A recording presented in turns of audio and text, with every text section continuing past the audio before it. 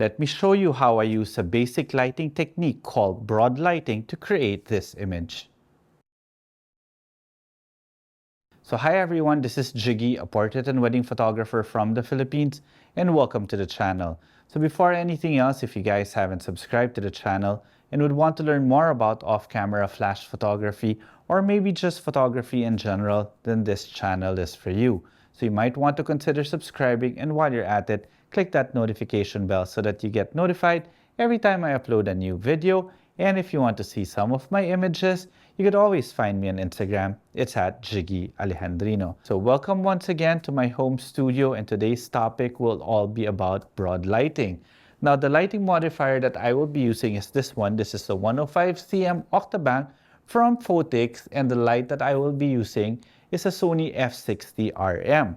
We also have a black background right here, and that will serve basically as I just want everything black.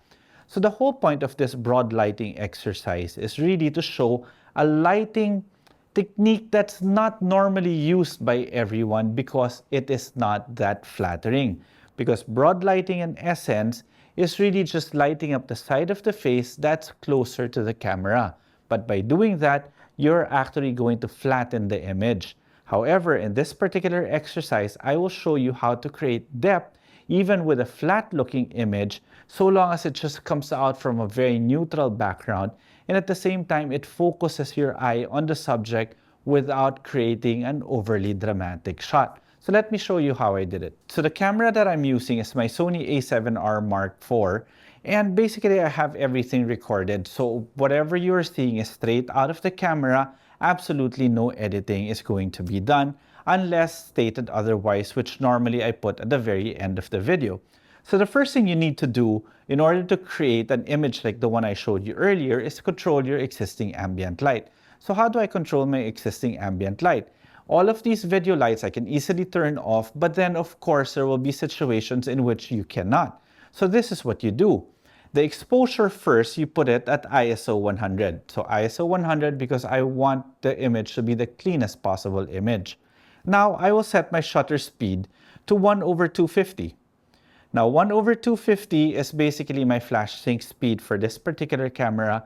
And if you guys want to understand more about high-speed sync and flash sync speed, I'll put the link in the description below. I did a video already and I'll put the link in the description below. Now to properly demo this lighting setup, I think it's best that I call in my wife Coco, who will be my subject for today. Babe, come on in. Hi, babe. Again, thank you very much, babe, for doing this. Oh, let me get the light out first. Here. However, I will have my light somewhere here because Coco's angle is this way. So broad lighting, I will have to light this side of her face. Now, again, as I said earlier, we need to remove all existing ambient light. And as you can see, having our subject there, we can still see her and she's getting light coming from my video lights. That's why now I will set my aperture at 5.6.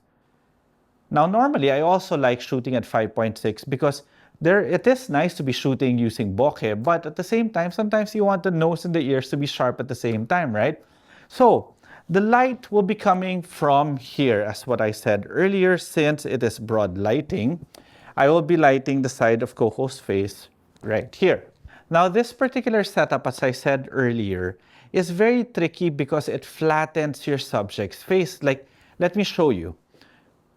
Let me turn on my flash. So the moment I turn on my flash, it activates or deactivates live view. That's why I can see what I'm shooting.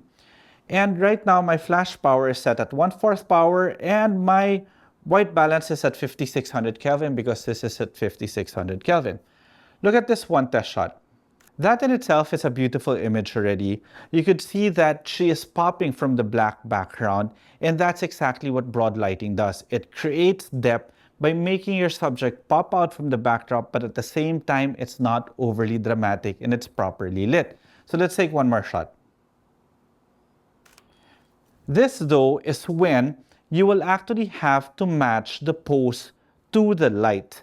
This particular light really excels if, let's say, I want to shoot beauty light with makeup. This is perfect because it takes away all the shadows from the face and it focuses just on the makeup. However, even though we'd like to say thank you to our friend Mela Jimenez for virtually assisting Coco put on her makeup for today, it wasn't Mela's hands that did Coco's makeup, so this is not technically a makeup shot. But if it were a makeup shot, I would ask Coco to move forward, maybe some more, and then close your eyes,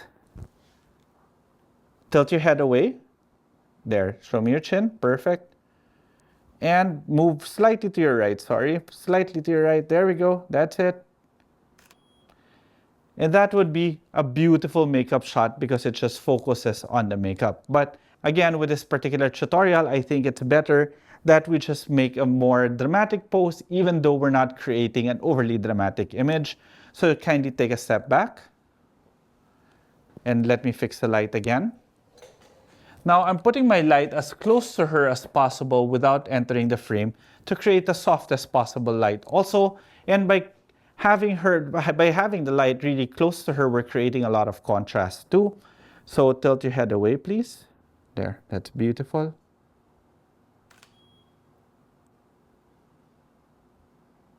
Beautiful.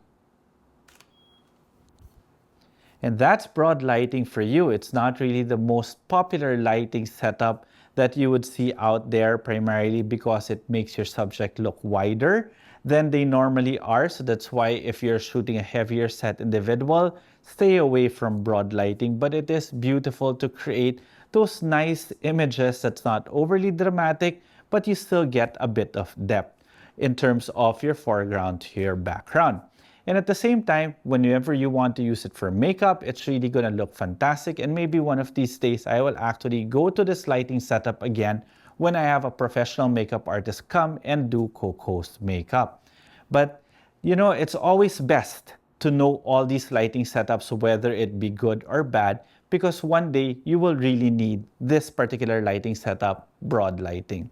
So I hope you guys enjoyed this video, and if you did, please do consider subscribing to the channel. And if you have any questions, leave them in the comment section below. Now, if you want to see some of my images or more of my images, you could always find me on Instagram. It's at Jiggie Alejandrino. Okay, till the next video.